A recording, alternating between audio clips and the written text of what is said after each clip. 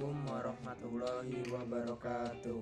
Saya Toha Andriansyah bersama Andi Rizky Ardiansyah. kami dari kelompok 8 akan mempresentasikan tentang deadlock. Semoga video ini bisa bermanfaat bagi saya, Anda, dan kita semua. Cekidot. Deadlock. Pengertian deadlock. Deadlock dalam arti sebenarnya adalah kebuntuan. Kebuntuan yang dimaksud dalam sistem operasi adalah kebuntuan proses. Jadi, deadlock ialah suatu kondisi di mana proses tidak berjalan lagi ataupun tidak ada komunikasi lagi antar proses. Deadlock disebabkan karena proses yang satu menunggu sumber daya yang sedang dipegang oleh proses lain yang sedang menunggu sumber daya yang dipegang oleh proses tersebut. Dengan kata lain, deadlock terjadi ketika proses menunggu sumber daya untuk melakukan suatu kejadian tertentu yang tidak akan pernah terjadi. Ada 4 syarat terjadi deadlock. Yang pertama, mutual exclusion condition, yaitu sumber daya yang harus diberikan hanya pada satu proses. Yang kedua, hold and wait condition, yaitu proses yang sedang memegang sumber daya menunggu sumber daya yang baru. Yang ketiga, non-preemption condition, yaitu sumber daya yang diberikan sebelumnya tidak dapat diambil paksa dari proses yang sedang menggenggamnya, harus terlebih dahulu dilepaskan oleh proses yang menggenggamnya. Yang keempat, circular wait condition, yaitu harus terdapat rantai sirkular dari 2 proses atau lebih, dan masing-masing proses menunggu sumber daya yang digenggam oleh proses berikutnya. Metode-metode mengatasi deadlock. Yang pertama, metode pencegahan deadlock atau deadlock prevention. Antara lain, yang pertama meniadakan mutual exclusion, yaitu melakukan spooling perangkat-perangkat yang harus didedikasikan ke suatu proses. Dengan spooling, permintaan-permintaan diantrikan di hard disk. Setiap job di antrian spooler akan dilayani satu persatu. Yang kedua, meniadakan hold and wait, yaitu mengalokasikan sumber daya atau tidak sama sekali, dan hold and release. Yang ketiga, meniadakan non-preemption. Yang keempat, meniadakan menunggu sirkular, yaitu proses hanya diperbolehkan menggenggam satu sumber daya, dan penomoran global semua sumber daya. Yang kedua, metode penghindaran deadlock atau deadlock avoidance, yaitu yang pertama, proses harus menyatakan seluruh sumber daya maksimum yang dibutuhkan sebelum eksekusi. Yang kedua, ketika eksekusi berlangsung, proses meminta sumber daya yang diperlukan hingga batas maksimum yang dinyatakan di awal. Yang ketiga, proses yang menyatakan kebutuhan melewati kapasitas sistem tidak akan dieksekusi. Yang ketiga, metode deteksi atau deadlock detection. Untuk mengetahui ada atau tidaknya deadlock dalam suatu graf dapat dilihat dari perputaran dan resource yang dimilikinya. Yang pertama, jika tidak ada perputaran berarti tidak ada deadlock. Yang kedua, jika ada perputaran ada potensi terjadi deadlock.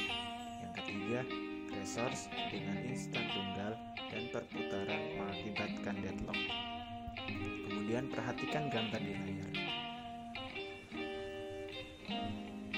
Pada gambar graf dengan deadlock, terlihat bahwa ada perputaran yang memungkinkan terjadinya deadlock dan semua sumber daya memiliki satu instan, kecuali sumber daya R2.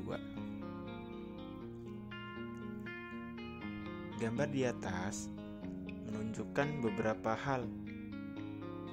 Yang pertama, P0 meminta sumber daya R0. R0 mengalokasikan sumber dayanya pada P1. P1 meminta sumber daya R1. R1 mengalokasikan sumber dayanya pada P2. P2 meminta sumber daya R2. R2 mengalokasikan sumber dayanya pada P0 dan P1. Dan R3 mengalokasikan sumber dayanya pada P2. Hal-hal tersebut dapat mengakibatkan deadlock sebab P0 memerlukan sumber daya R0 untuk menyelesaikan prosesnya, sedangkan R0 dialokasikan untuk P1. Di lain pihak, P1 memerlukan sumber daya R1, sedangkan R1 dialokasikan untuk P2. P2 memerlukan sumber daya R2, akan tetapi R2 mengalokasikan sumber dayanya pada R3. Kemudian perhatikan gambar graf tanpa deadlock. Gambar di atas menunjukkan beberapa hal. Yang pertama, P0 meminta sumber daya R1. R1 mengalokasikan sumber dayanya pada R2. P2 meminta sumber daya R0. R0 mengalokasikan sumber dayanya pada R3. P3 meminta sumber daya R2. R0 mengalokasikan sumber dayanya pada P3. R1 mengalokasikan sumber dayanya pada P1.